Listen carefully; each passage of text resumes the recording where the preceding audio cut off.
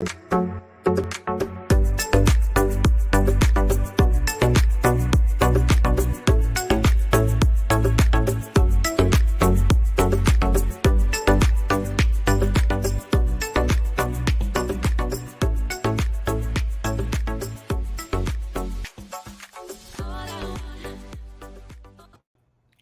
morning, everybody. This is Lorraine.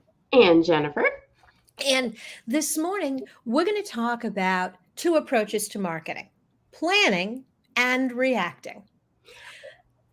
I love this topic because I'm such a planner. Like, Mhm. I don't do anything without a plan. You know, I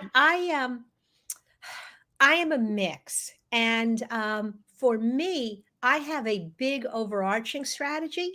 I don't always think about all the steps, Yeah, but for me, and I think your approach to planning, those are the two sides of it. But I yeah, think in both of our cases, we kind of have a sense of this is where I'm going, this is kind of how I'm going to get there, and this yeah. is what I'm going to do if something goes wrong. Yeah, that last part is really important. Thinking of all the ways that something could go wrong is part of planning Mhm. because it helps you anticipate and be prepared for this could happen. What am I going to do if this does happen? And that makes for a great plan. Well, and even when you think you have a foolproof plan, and I've got a lot of examples of plans that went wrong. But I was working for Conseco, and we had created this really funny television commercial. Built on the idea of, oh, you're going somewhere fun, take me in your suitcase. And so there was a scene at an airport where you unzipped it and out popped grandma, and it was really cute. But here was the problem. This is what we did not plan for because we could not have planned for this. That commercial was supposed to start running on television on September 14th, 2001. Okay. Like, as soon as you said September 14th, I was like, "Oh, yeah." Mhm. It was not funny. It Yeah. 3 days after 9/11, Oh, we wow. had we had to pull the ad. We had Yeah, spent a ton of money, and yeah. we really had to scramble to figure out what we were going to run What is because plan B? for Yeah, for that ad campaign. We ended up running, the previous year's ads, but we really missed the opportunity to talk yeah, about some of our new products because we didn't anticipate. I mean, we couldn't have anticipated that. yeah, yeah. But, this is my favorite thing to do, the planning Mhm. and, getting to the strategy. So you have to plan and think through all of that, in order to get to a strategy in marketing. And I know not everybody has that mindset. They're more of, well, let's just do it. But Mhm. I think sometimes that comes from not actually doing something that you're asking someone to do and not realizing that there are all these steps. Absolutely. And for every campaign that you're running, for every marketing idea, you really need to step back and think about, okay, what am I going to do if it really works? Like there's the it works, it doesn't work, or it really works. Yeah. And you need to have a game plan in each of those scenarios because you don't know which scenario you're going to be faced with. Yeah, I think of, I remember the year that Amazon won, large company, and they actually, the July sale that they do, and forgive me, I'm not a Prime huge Day, Prime Day, Prime I'm not a Day. huge Amazon, but I do recall that their servers could not Mhm. handle the traffic that day, and so they had not planned on that. If this does really, really well, what Mhm. are we gonna do? Ab Absolutely, and, I mean, yes, it's a nice problem to have, but when you're scrambling to fulfill customer orders and take care of your customers, Yeah. that's worse almost than nobody coming. Because if people didn't know about you, they wouldn't come, but once they come and have a bad experience. Yes. Anytime I work with e-commerce clients, that is one of those things, even though we're not part of fulfillment and we're not Mhm. part of that, I want to know what's the shipping time? Where is this coming from? What is the client going to expect to get? I want to know that from a marketing perspective because I don't want to disappoint people and that you can't get it on time. We Mhm. have a client right now that's overseas and we're marketing to the United States and we're trying to market for the holiday season. And so I'm very concerned on this product getting there on time for the holiday season. And so backing that up into a plan Mhm. that, okay, we'll have to stop marketing at this time because you won't be able to deliver. This whole idea of planning when it comes to, creating campaigns really sometimes boils down to critical risks. And a lot of times, even in general business planning, business owners, well, but I don't want to talk about that. If Yes. investors think there are problems, then they might not invest in my business. And that's absolutely not the case. Yeah. Your investors want to know, do you have a plan? If things don't go right, what are you going to do to make sure I still get my money? It is a positive to Mhm. think of the negatives that can go wrong. That just Absolutely. makes you prepared.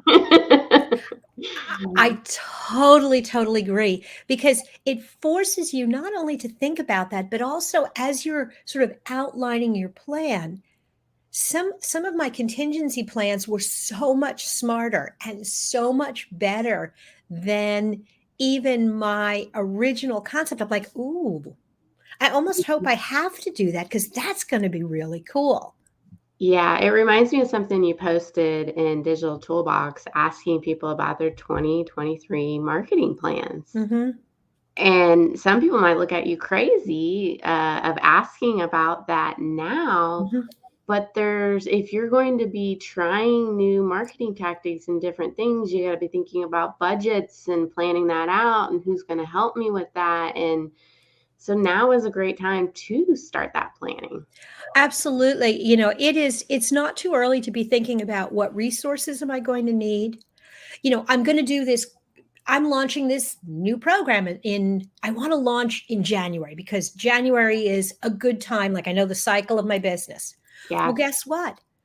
If launching that new product is going to require changes to your website, well, that's going to take 4 to 6 weeks. So back up 4 to 6 weeks from January.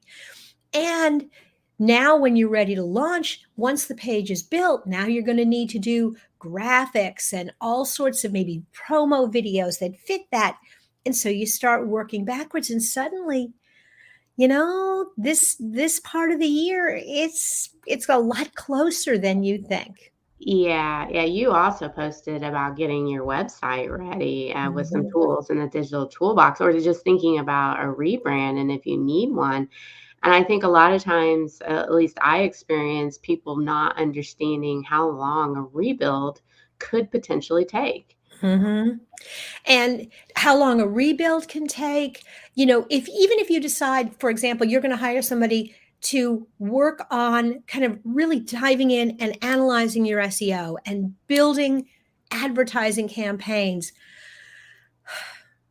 Contacting last minute when you're desperate for business is a bad idea. Absolutely, because you know what?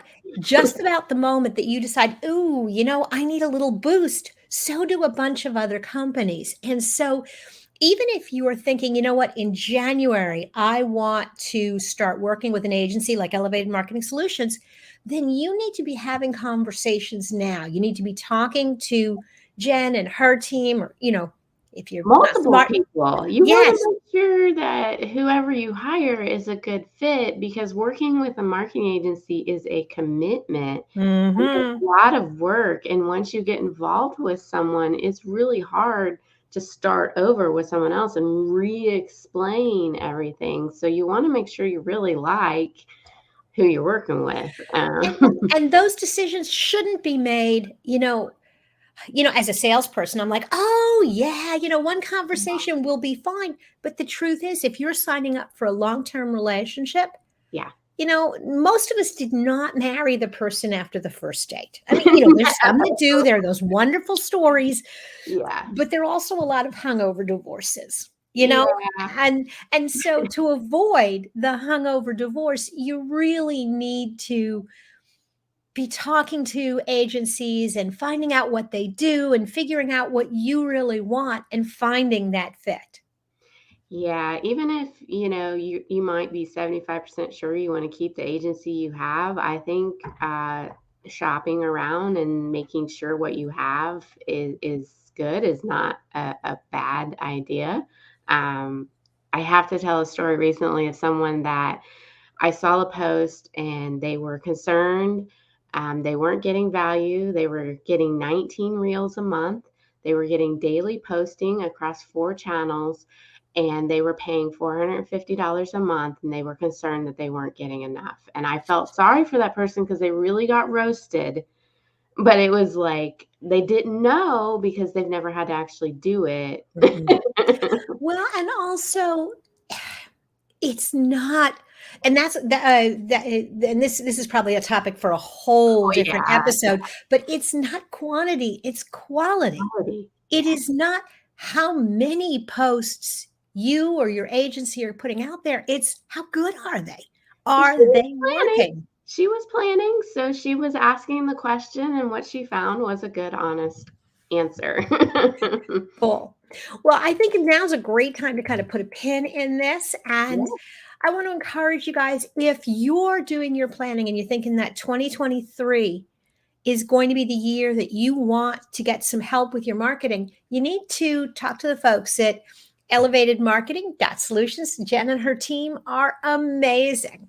and if you're not really sure where to start with your planning, there are a ton of planning tools in the Digital Toolbox Club just to get you started with what are the questions I might want to ask. And maybe you'll just decide by going through those documents that I do or do not want to work with a marketing agency. I just want to do it myself. Absolutely. Okay, guys, have a great week. We'll see you next time. Take care. Bye.